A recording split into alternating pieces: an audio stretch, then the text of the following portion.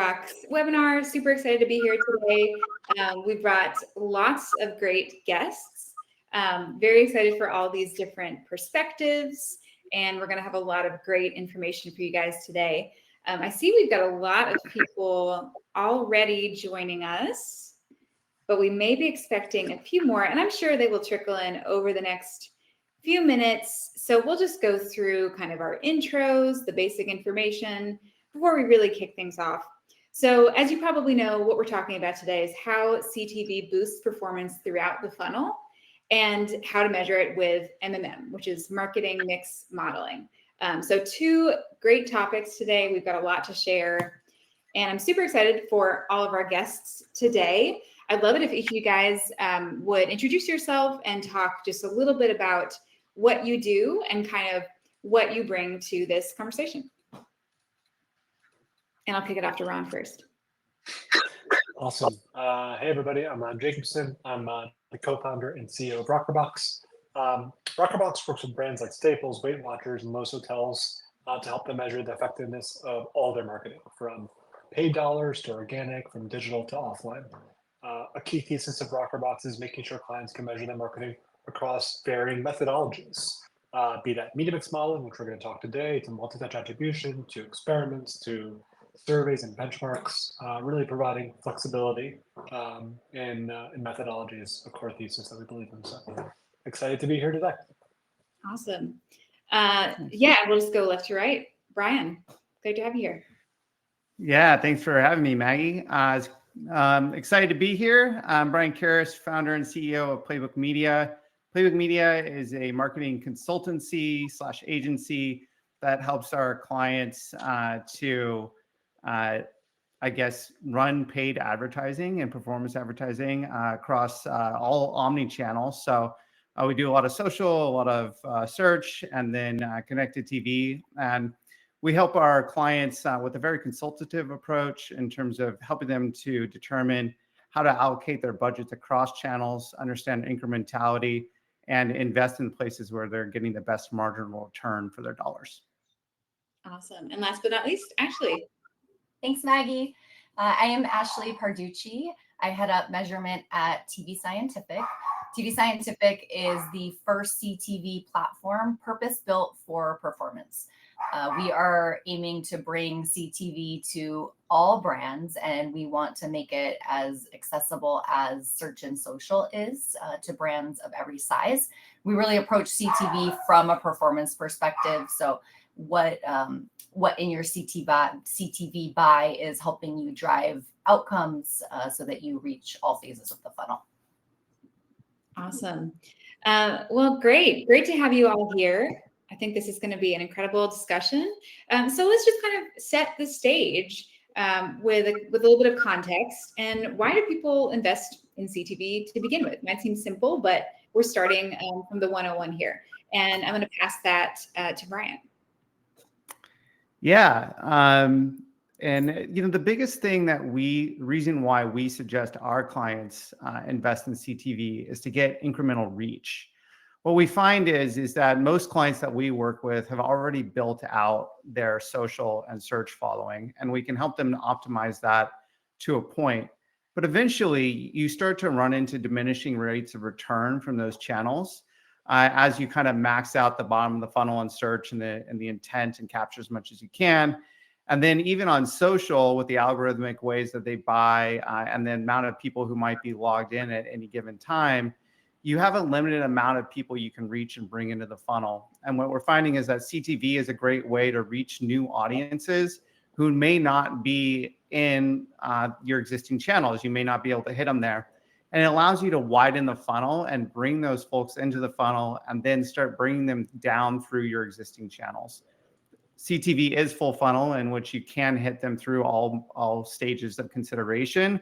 But we find that the most power is to get that incremental reach in and start expanding your audience beyond what you might be hitting within social, search, and email, et cetera.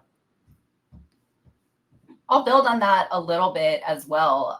All really great points that we agree with from the tvScientific side. And until the last few years, buying on TV just was not accessible to anyone but the top 500 brands out there. So why wouldn't you want to be on the biggest screen in the house when you're catching viewers in a laid back mode? You have their full attention and the full 30-second non-skippable ad. And particularly now that CTV is actually measurable, where in the past it was a black box. So that's a big reason we see customers adding CTV to the mix as well. Yeah, I'll agree with all those. I'd say I think I see a lot of clients also kind of just from a thesis perspective wanting to be a bit more hedged. They've felt overly exposed to Facebook and Google collectively, and have a big desire to be able to expand beyond that. I think that also ebbs and flows with the economy. I think when the economy is going better, people more want to be able to hedge against Facebook and Google. When things are going poorly, they kind of lean back into what historically has been the most performant channels.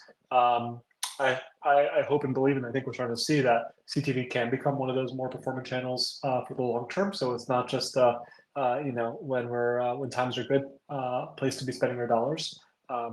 So yeah, it's potentially a really good hedge in terms of scale, reach, and nowadays measurability.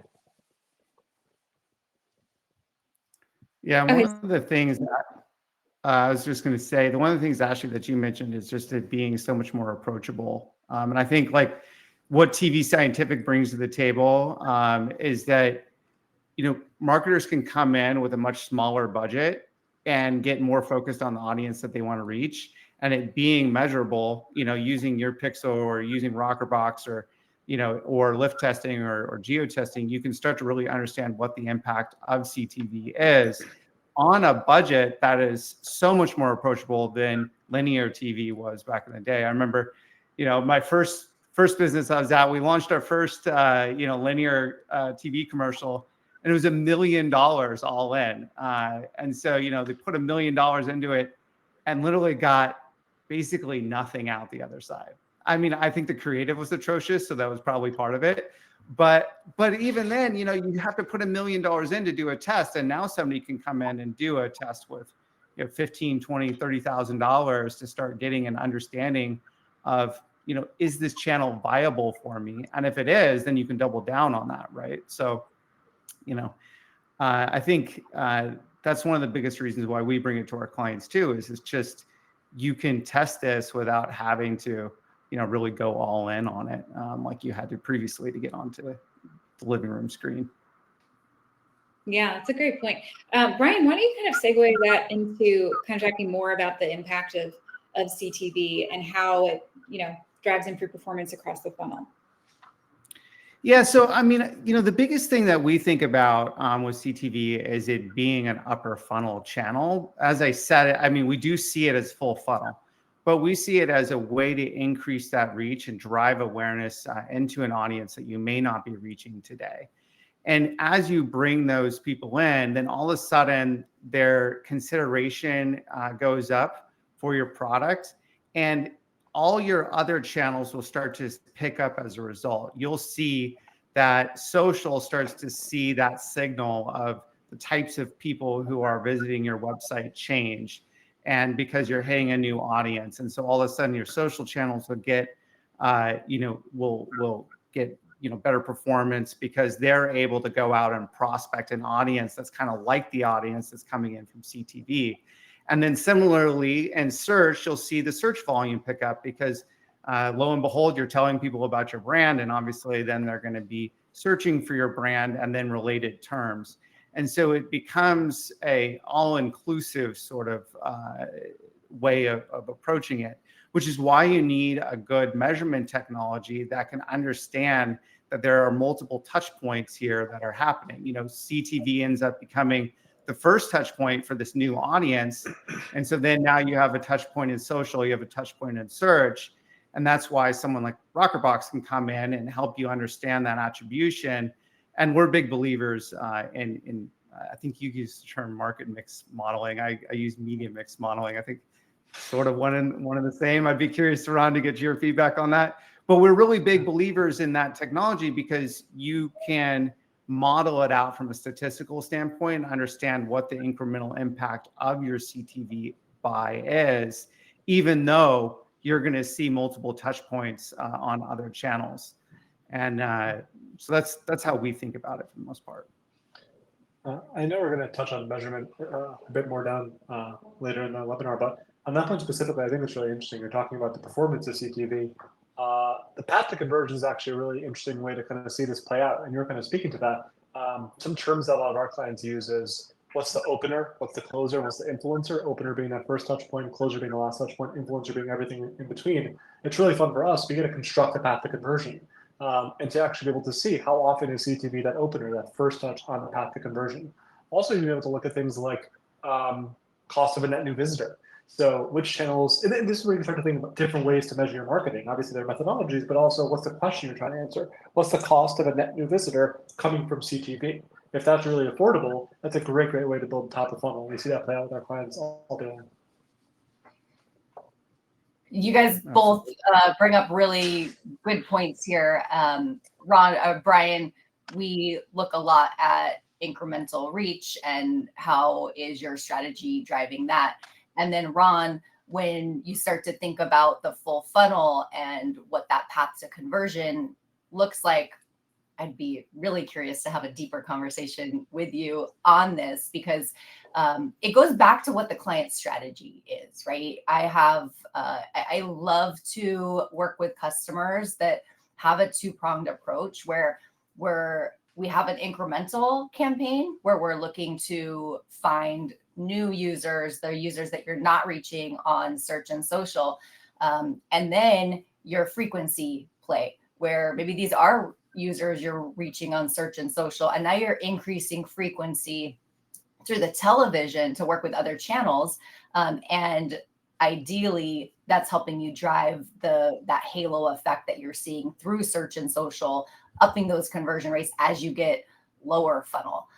So there's a lot that you can do in terms of setting up what that strategy looks like, so that you're influencing both top of funnel and then all the way down. Ron, you look like you were going to add something there for a second, but no. No, it's go for it, Bryan. No, I don't have a lot to add to it. I was looking at something, but Ron, what were you going to say? No, it's interesting too. Like and it goes directly to what Ash was going to say. Like a lot of my time with my clients, I hear them saying, I'm interested in CTV, and they almost even start by not really even knowing what the goal should be. It's like, what am I trying to get out of it? And it almost depends on like either their background or like what they're focused on, or frankly, what failed before. Sometimes they're much more like, I need to hit my CPA goal with CTV or it's not going to be worth it. Other times, like, I'm viewing this much more as a reach frequency play. I'm viewing it more as a substitute for classic linear TV. I want to get in front of that new visitor. So, and then also the KPIs they use to judge it can change as well. Is it more kind of like Ash was saying in terms of, what's the reach of customers, and are they new versus repeat customers? So it's just interesting for me, and I don't know how much you guys will see this as well, but to see how many different ways the channel can be viewed from a goal perspective, from a KPI perspective. You don't see it with many channels. Like you don't have that conversation happening with like branded search. It's very clear what the purpose is there. So it's a pretty unique channel in that regard. Yeah, I think it's a really good point, based on where you are in your journey as a business. If you're a very large enterprise advertiser, Fortune 500 type, right, a lot of times acquisition becomes less of the goal, right? Most of our clients that we work with are very acquisition focused. But with some of the larger accounts, it's more about market share and winning the kind of minds and hearts of their current customer base to make sure they don't go anywhere else. Right. And so in that case, you want to have large reach and frequency into your audience and then deliver a message that drives brand sentiment. And so many people that, probably are tuned into this, and the people that we work with are more focused on growth. But because it is such a wide reaching channel, and it's that lean back experience where you're actually watching it and you can do more storytelling, it's a huge opportunity for marketers to do what they've traditionally done on mass reach channels like TV, but in a more targeted way. And so they can cut back on the waste of whatever they're spending on NBC or ABC today and focus in specifically on, like, if you have first party data of all of your customers, just load it up and then tell them that story. And then that can show you, the impact on retention versus, kind of a spray and pray across, traditional linear TV. So there's so many like great applications out there that are going to be available that people could be tapping into now that I think they're just starting to discover. And Bryan, that takes us right into the fact that when when you're buying upfronts, you're committed to that spend. When you're running CTV as a performance channel, there are so many data points that you are getting back that you can use to optimize to whatever those goals are. So if I'm optimizing to incrementality, I have those insights. I can see which strategies are driving more incremental visitors than not. And then if I'm optimizing to performance, I'm chasing that performance number. And those specific inventory sources might be working really great for me. And I know, okay, I'm going to shift budget over here because I do want to chase that lower outcome, that lower funnel outcome step. Sure. So I feel like this transitions well in the next question. I think really this whole webinar is best practices, but Ashley, I know you in particular have a lot of really good points on this. You want to kick us off here? Sure. So in terms of best practices, I always like to start with test and learn. CTV, especially if you're new to it, it's important to come in with an open mind at every stage of the funnel. You can have really clear views on this is the audience that I'm going after. But if it's the same audience you're hitting in search and social, then that's not an incremental audience. And if your goal is incrementality, you need to be open to maybe going after a broader reach there. So partner with your vendor as you understand, as you work through that test and learn phase. And then definitely measure your brand buys. So I love to work with a client on what we call brand formance. So it's a brand buy where we're at the top of the funnel. But if you put measurement against that and also use your tools like Rockerbox to understand what that brand buy is resulting in at the bottom of the funnel, then that starts to drive what your strategies are going to be at the lower funnel. And then third point that I will touch on there, which Bryan mentioned a little bit earlier, is understanding your optimal frequency. So frequency is really important when it comes to TV. There is a point of diminishing returns. So understand what that is and start to optimize your campaigns to that.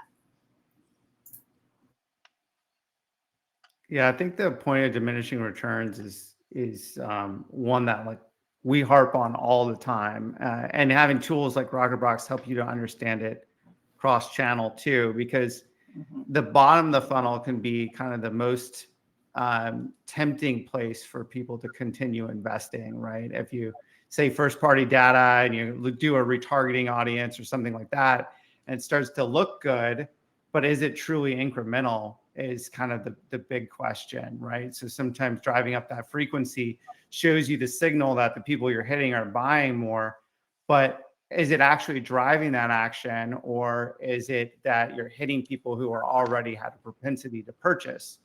And I'm surprised at how many marketers, I come across are still kind of using last touch attribution or, in channel attribution. And they can make this mistake over and over again, right? By just driving up too much frequency to people who have high intent. So, our focus is, again, always increase that reach as much as possible. And then, as you're saying, optimize what is the right frequency as they come through. And you need to think about that on a cross-channel basis as well. Mm-hmm. Yeah, I agree with both. A lot of what I just heard. I'd say my Rockerbox, we're generally less hands-on keys in the campaigns. I will say the one mistake I see a lot of clients making when they first dip their toes in here is they don't really know they don't go into it knowing what they're trying to accomplish. And what happens is I find like 2 weeks, a month, 2 months into it, they're kind of looking back retroactively and asking like, did we hit our goals? Well, we didn't really set a goal. So that's just my general piece of advice. It's make sure that you know what you're trying to accomplish, because something we talk a lot about at Rockerbox is it's fine to fail, like to not hit a target, but it's not fine to like do something and not know if you hit a target. It's like fine to test a campaign strategy and for it not to work, but to test it and to not know if it worked is literally just like burning money. So that would just be my one advice. And I think it's particularly CTV is a channel where it could particularly happen, given that it's a bit different, right? It doesn't have by default that clear, it has to be doing X or Y. It's oftentimes the company's first time dipping their toe into it. You haven't necessarily done it before, given that it's now more affordable and easier to get into. So just know what you're trying to get into, know what you're trying to accomplish before you actually start spending on it. Mm-hmm. Yeah, and get enough time too.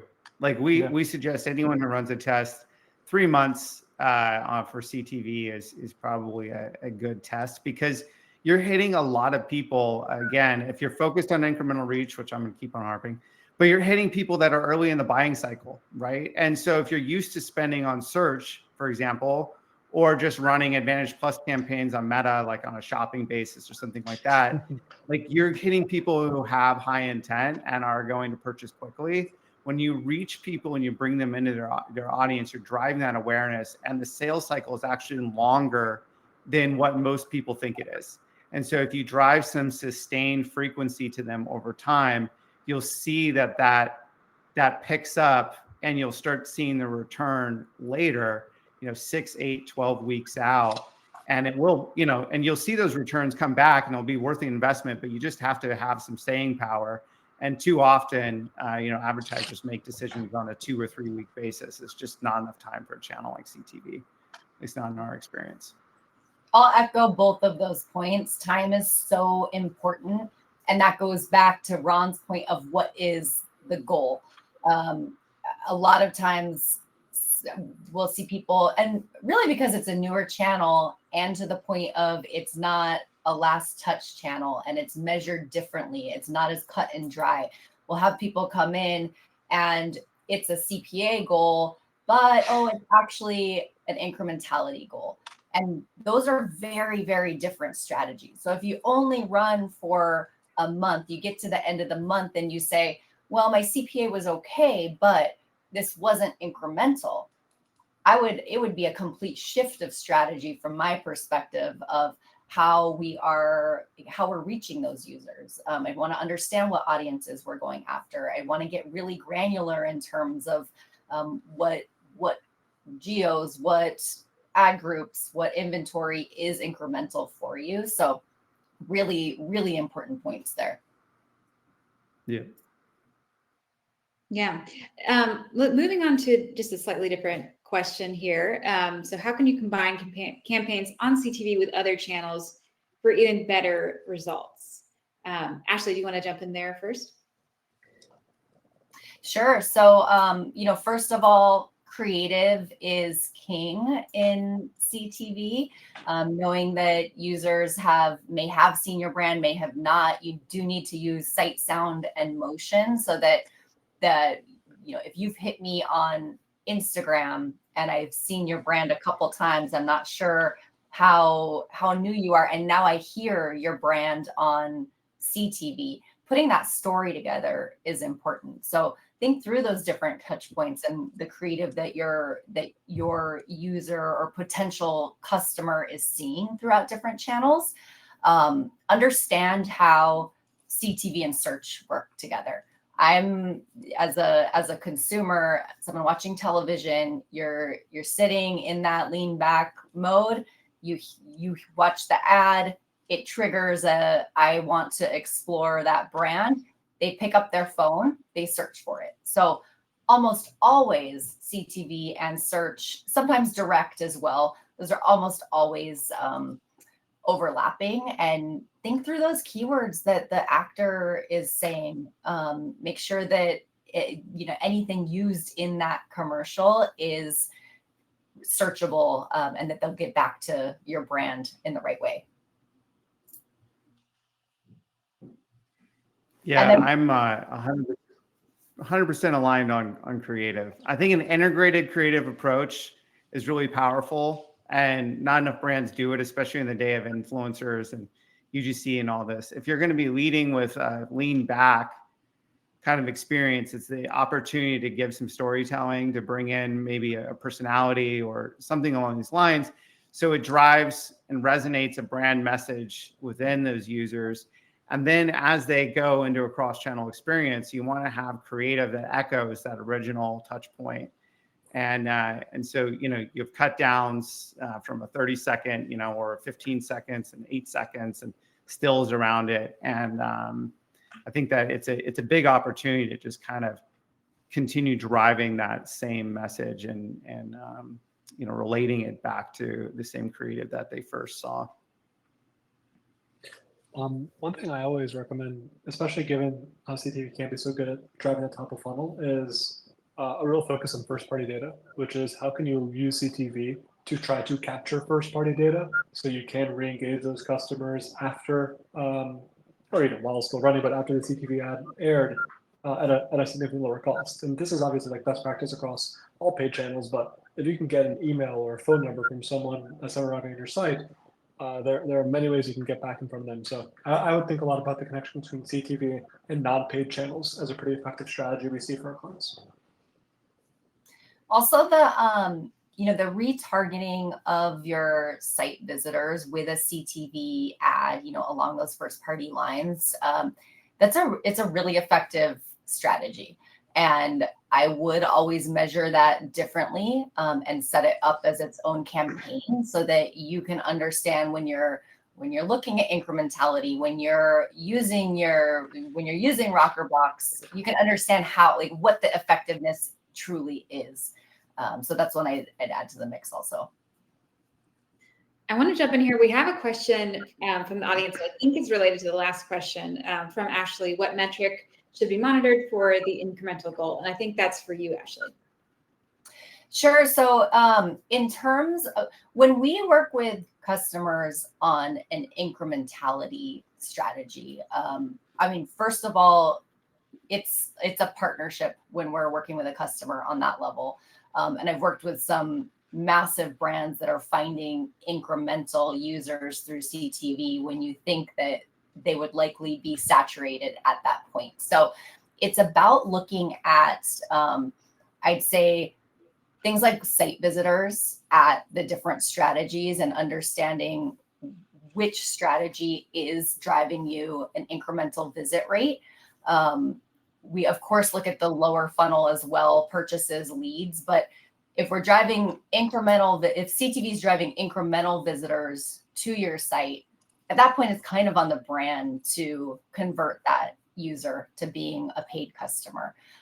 So metrics wise, I love to take that lens of site visitors and also set up my strategy granularly enough so that you can understand what is working and what is not and optimize away from what's not working incrementally.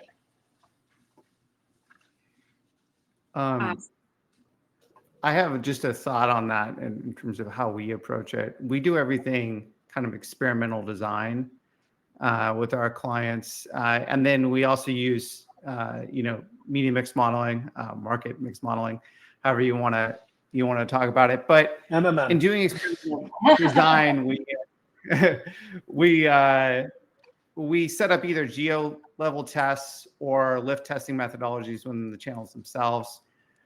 So, we might do a geo holdout and look at what's the difference in site traffic and conversions and, email capture, all those things within one geo versus another, and then determine what that incrementality is. And then we'll use the media mix modeling, which also gives us a similar reading on what's the incremental impact of this channel on whatever KPI we're trying to go after. And that might be site traffic or it might be in sales or revenue. And then those two different pieces will tell us how we should be thinking about the regular reporting that we would have and think about attribution. And we use attribution as kind of a third triangulation there. And so we can put a multiple on, say, whatever tvScientific's reporting is, like, oh, we think it should actually be 1.5 of what you're reporting or 0.8 back. And then that allows us to make the decisions of campaign budgets on a day-to-day basis by using that multiplier. But going in with a strong experimental design, in our perspective, is the way to test a channel at the first go, because you can really understand what's the incremental that I'm getting from this channel versus my status quo evergreen, and that gives confidence across the company and obviously within your org to continue putting budget towards something when you see something that is, and you can't really argue against those results, right? I actually have a question for you, Bryan, maybe Ashley as well, because like this comes up all the time with our clients. They're using Rockerbox for attribution, they're doing media mix models, they're working with third parties generally for testing.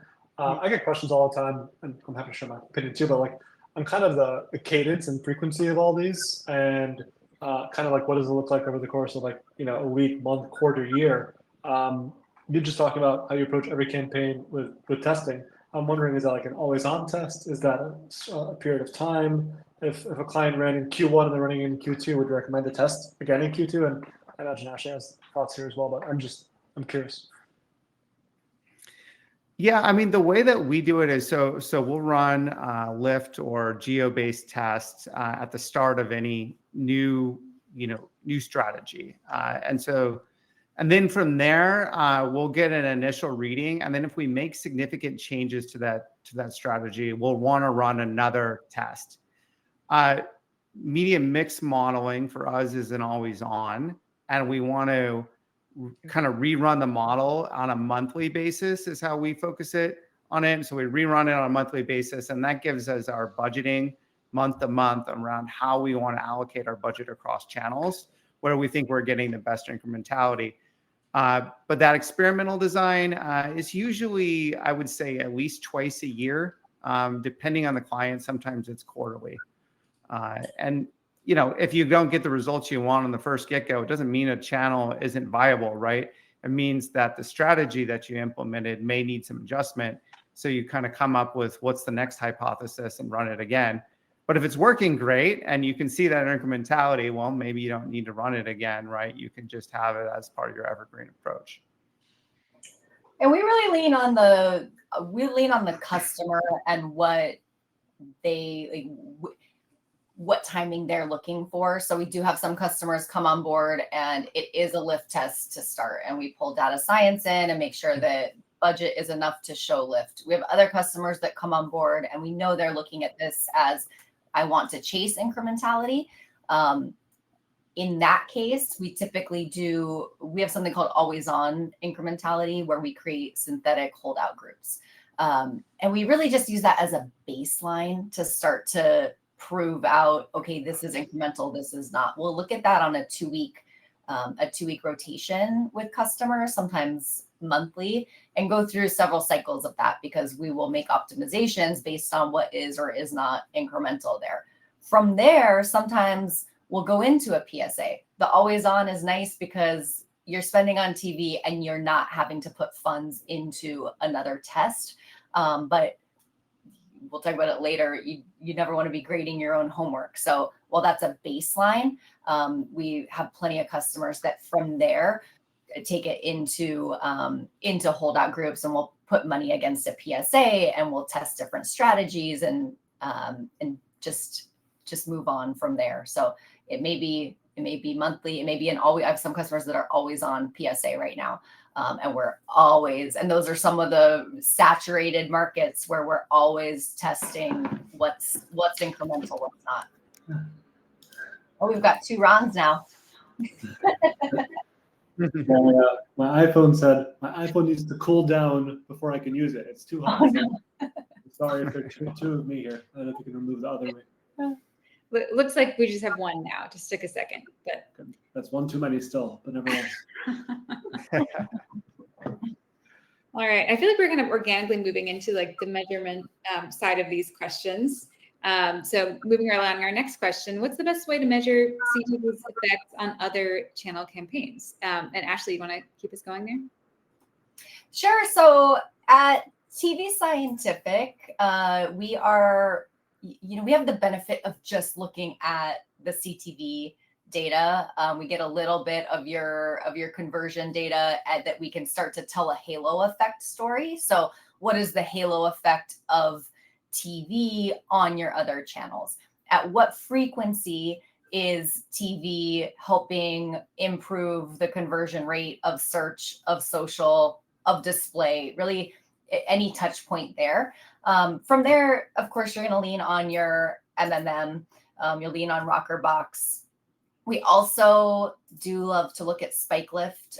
It's one of those tried and true reports where it's hard to argue that there is a lift from CTV when you see that before and after of these are my conversions in the minutes before my commercial airing. These are the conversions after.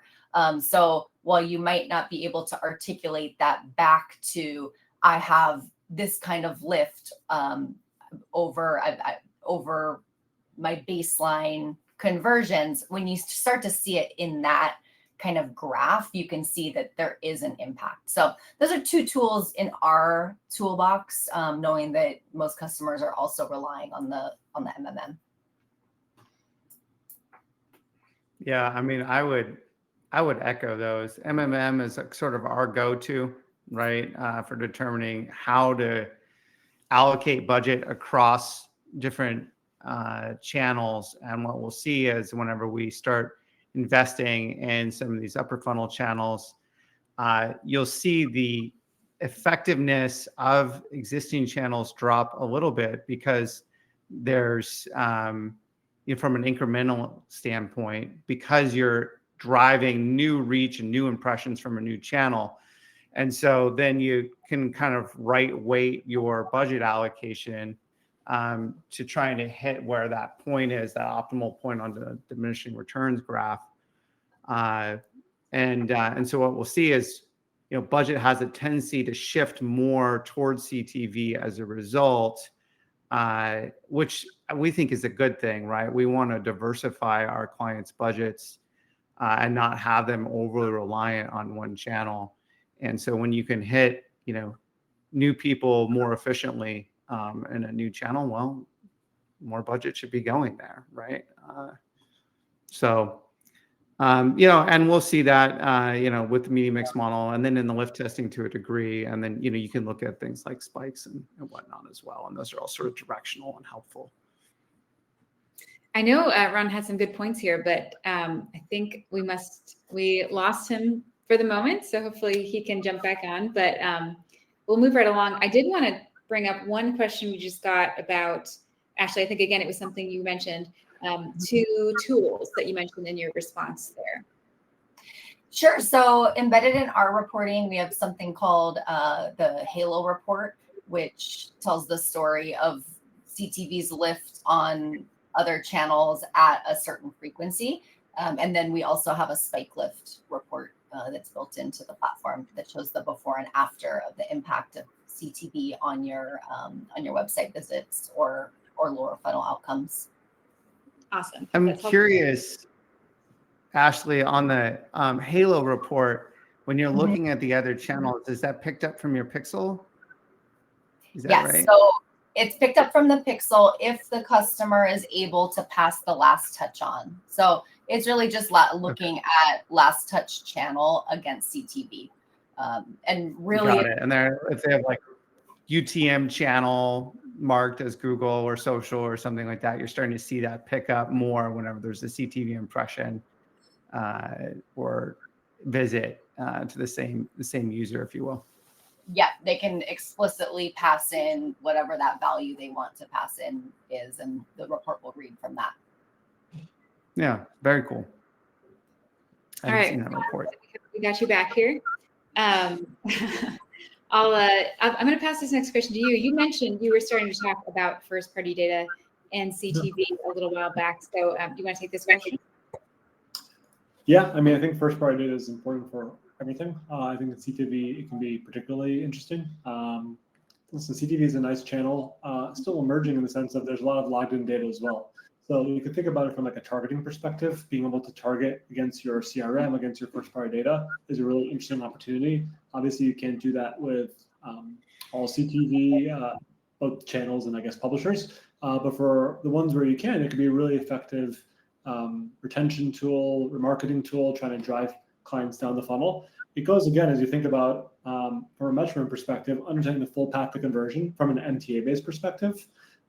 There's a world where CTV obviously can be more upper funnel, but you can also use it to push folks down. That's super effective as well. So I think one could be from a targeting perspective. The other perspective, again, is how can you leverage CTV to get data, to get information from the customers that you haven't had before? This is, I think, like, I know I spoke about it before, but it's a no-brainer in terms of not just getting like kind of one punch, but multiple punches out of a channel. One, you're building the brand, but you're bringing folks to your site and capturing information about them that you can use more and more. As you also think about different types of marketing measurement, I think that's where you can start to see, like, what's the impact of CTV? Is it improving my email marketing? Is it improving my SMS marketing?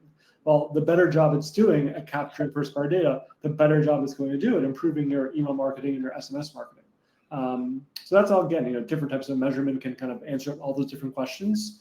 But yeah, in general, especially with privacy headwinds that we're all facing, getting first-party data from your customers, knowing your customers, not being circumvented around your end consumers, just beyond important. I love that point on capturing first-party data. It's also a great outcome to capture. So track that outcome post-submission. Of course, you have the porting over of first-party data for lookalikes, for targeting, for suppression. I think, again, with all the privacy headwinds, we're also going to see that lean in towards CTV attribution. So as more and more identifiers continue to go away, I think we'll start to see the clean rooms evolve where the first-party data is being uploaded and that's being married against the impression data, and we move towards a CTV attribution world that starts to rely on that as well. Yeah, it'll be really interesting to see how CDPs become a big part of it over time as well. You're starting to see these big institutions put together these customer data portals and really focus on maximizing the amount of first-party data they have, and integrating that to really understand incrementality across channels, and how many touch points can you get from those channels back end so you can model it out.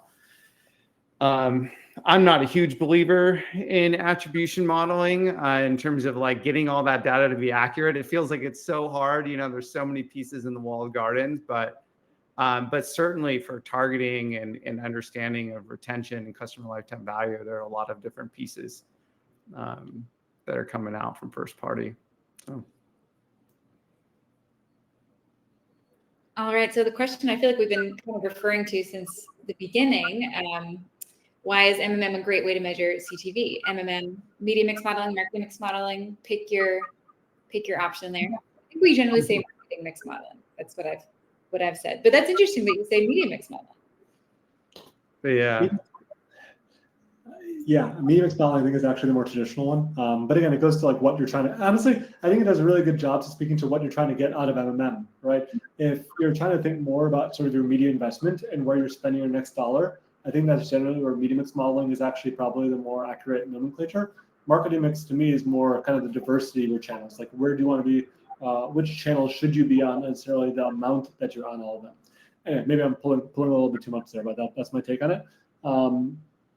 I'll speak to this question just quickly. I mean, MMM is a huge part of Rockerbox. We've been investing in it for the last 18 months. I think it answers a series of questions that other types of marketing don't answer. It's a lot better for thinking about forward-looking budgets, planning, finding points of diminishing return, or when a channel is no longer incremental.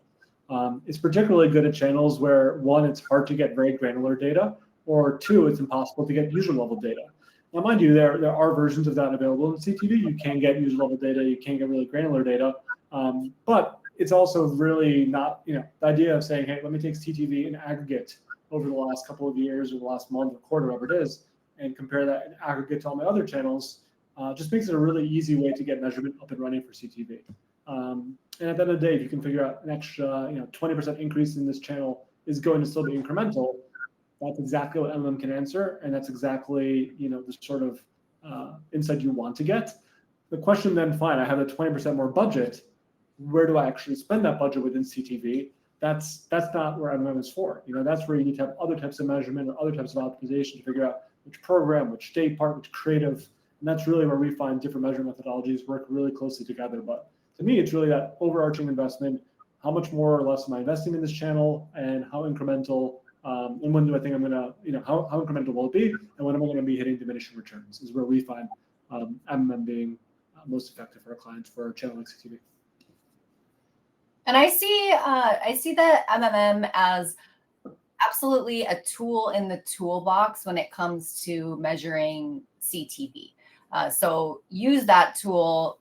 Don't necessarily make those black and white decisions of, I'm going to cut budget completely. Have the conversation. Start to use that directionally to help you achieve the goals, whatever those may be changing towards with your CTV platform. At tvScientific, we know we do a great job at attributing CTV.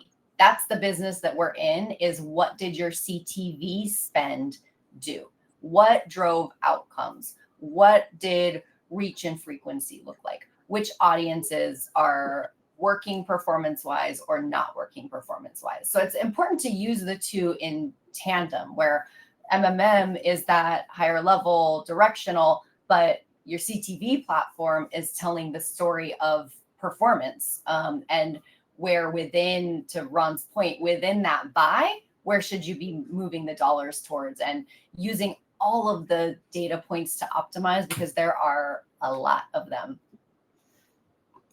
Yeah, I echo both of what you guys said, and just why MMM in our eyes, it's just about data. The data is not available cross-channel because of privacy policies, because of the privacy environment, and because of the walled gardens going up, and channels like Meta and Google and TikTok are never going to share out the view-based identity of people who saw ads. And so much of behavior is actually view through. A lot of people think it's click through behavior, but it just isn't. And so as a result, you can't ever stitch that data together properly. And MMM is the only way that, outside of running constant experimental designs, which have a cost associated with them, it's the only way where you can start making decisions around cross-channel budget allocation. And so that's why we're really big on it. But, to your point, absolutely, when it comes to the tactics of the day-to-day in terms of how you're going to, shift your budget around within the channel to the right campaigns or right creatives or whatever, you need to be using tvScientific's data to do that if you're running, through you guys. So you'd be surprised at how quickly the attribution needs change on CTV, because every supply source reports differently. So we have to be able to pivot quickly from an attribution side to understand, for example, that this information is actually coming server side and not client side. So we have to handle these supply partners differently, which is why when you start to marry the data with other channels, it just doesn't always jive. Yeah, I'll have two kind of areas. One, I'll say that's partially why Rockerbox, we aim to measure everything, right, across paid, organic, digital, offline. There are times where we want to work with partners like tvScientific that have done a great job at aggregating, collecting, and cleaning that data as an input for us to measure against. Like, that's what they're best in class in. They've had the partnerships to do that. I think we're best in class in how do we take that data and marry it with all other channels. I will call out just for Bryan, and we need to do a better job of marketing. Rockerbox has actually been able to get TikTok, Snapchat, Snapchat, Pinterest, Reddit, to name a few, to give us deterministic user level view through data. So I'll throw it out there. Some of the walled gardens are crumbling, but it actually is important because I think it's actually showing what the non-Meta Googles are doing to try to compete. They recognize that they can't play the same game as Meta and Google to compete. So it's taken me years and years and a lot of gray hairs to be able to get them to share some of that data with us. But we can connect some user level view through exposure data on those channels with conversions. But again, I think this comes to a question of even like, what is the benefit of that, right? I think that helps us construct a path to conversion. Isn't necessarily the best measurement to start doing your forward-looking budgeting? Not necessarily.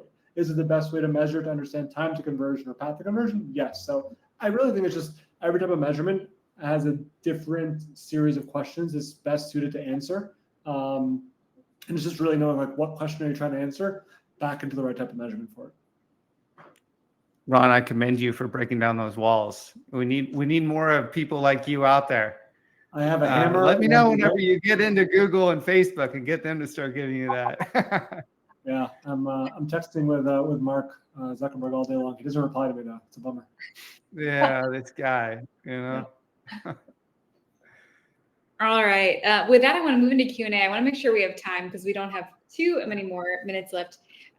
One question that came in while we were talking was from Dwayne, hearing more and more about CTV campaigns running on a CPA, that is marketers paying out on a post-install action / conversion. What are the pros and cons of doing this? I can hop in on that. We have a whole arm of the business that works on a cost per outcome. And we brought that to CTV. So we've been doing it for a little over a year now, maybe longer. And the pros are that there's no risk. So we take all of the risk when it comes to a cost per outcome. It's our media dollars, and we have our team is working hard to optimize towards outcomes. So it's really like a strong optimization arm. You can get a feel for what CTV looks like for you without having to worry about that investment. A lot of the times we'll run through the affiliate platforms to make it easy. We have integrations with, the CJs, the Rakutens, the Impacts of the world. So it's just an easy way to get started from a performance standpoint. So that's always, a performance play versus a brand play. You don't have control. So that's your con. No control since it's our dollar. We're happy to flip you from a cost per outcome to a CPM model where you do have full control. So if you start one way, it doesn't mean you can't go the other. And we have some customers that go vice versa. They start CPM and they feel like, hey, I actually want to do this on a CPA. And happy to have more of a conversation on that. Awesome. Next question here. Why do CTV reports, for example, website visits, not reflect the same numbers in Google Analytics? Anyone want to take this one? I mean, I'll say in general, in general, you're going to get different numbers in every system all the time, just like straight up. And I think it's not fun to hear, but it's for the most part true. I don't know which direction this is going. If it's why don't you see like website visits in GA that match what the CTV provider is saying, is for the most part because GA is not getting that data. So GA does not know that a user referred to CTV ad. If I had to guess why the CTV's reporting is different than GA, well, it's partially that as well, but also just like methodological differences. It could be, different pixels, different ways of counting sessions versus non-sessions. It's impossible to get everything to be aligned. Those are my 2 cents. Maybe Ashley or Bryan different. Yeah, super aligned on that, Ron. Having worked on many different attribution platforms with many brands across my career, every platform always reports differently. There's different logic. It also goes back to CTV is not a last touch channel. There's not a trackable click or impression that's redirecting through a URL or through a Google Analytics URL. So there's this marrying of data that's trying to take place. I know for us, we're, with Universal Analytics having been retired, we're wrapping up the GA4 finishing touches, and I think it will continue to be an apples versus oranges scenario. It's actually something I'll go ahead. You go ahead. You go ahead. I was just This going is to make really a smart aleck comment. Oh, I love smart aleck comments. Come on, I want to hear it. I was going to say, just for the record, I hate GA. They're just terrible. It's a terrible piece of technology. It's legacy. People are stuck using it. Lots of people think that it's accurate. It just isn't. It's just, it's useful for some things, understanding how people are flowing through your website, maybe some different things like that. But in terms of marketing attribution, understanding what's coming from marketing. It is very self-serving to Google and pretty much useless if you're running an omni-channel strategy. Just my personal opinion. We promised you all vibrant discussion, and you are getting it. I love this. It's here to hear first. All right, moving on to the next question. Thank you guys for all these questions. We love the debate here. From Matt, have you seen greater adoption and end user interaction with QR codes in the video creative?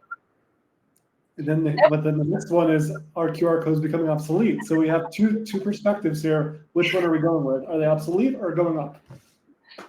I'll talk to both for a second. We tend to see slightly better performance with QR codes in an ad, but not that scans are happening.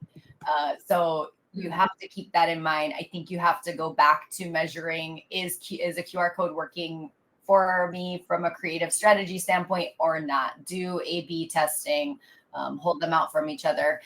On QR codes becoming obsolete, there are plenty of supply partners that do not accept QR codes. So when you think about a Hulu and NBC, you can't have a QR code on there. So perhaps. Why don't they allow it? Strict creative policy on all supply partners, I'd say, have their own creative policies and creative reviews. So there's a lot of those rules, things like implied interactivity on some can't run. Never knew that. Well, I knew about the creative auditing. I used to do creative auditing at AppNexus. I had to go through thousands of creatives over and over, go and audit them. So I'm all aware of it. I just didn't realize QR codes was something that they were banning. Interesting. I guess they're probably seen as spammy, that too DR oriented. They want a nice brand feel storytelling. So this is the final creative tip. Get actors who have tattoos with QR codes on them. That way they can't ban the ad. You can still get your QR code to click through it. Love it. Any other thoughts on the QR codes, yes or no debate here? I think that they have their place. I think that, everyone saw the Coinbase ad on the Super Bowl and then decided that QR codes were the best thing since sliced bread. And they're a little overdone at this point. But if you are driving an offer, bottom funnel, and you want people to take immediate action and you give them some FOMO, leveraging a QR code can get them to take that action quickly. And you can measure it, right? And so I think they have their place for, how you want to run it and obviously where you're allowed to run it.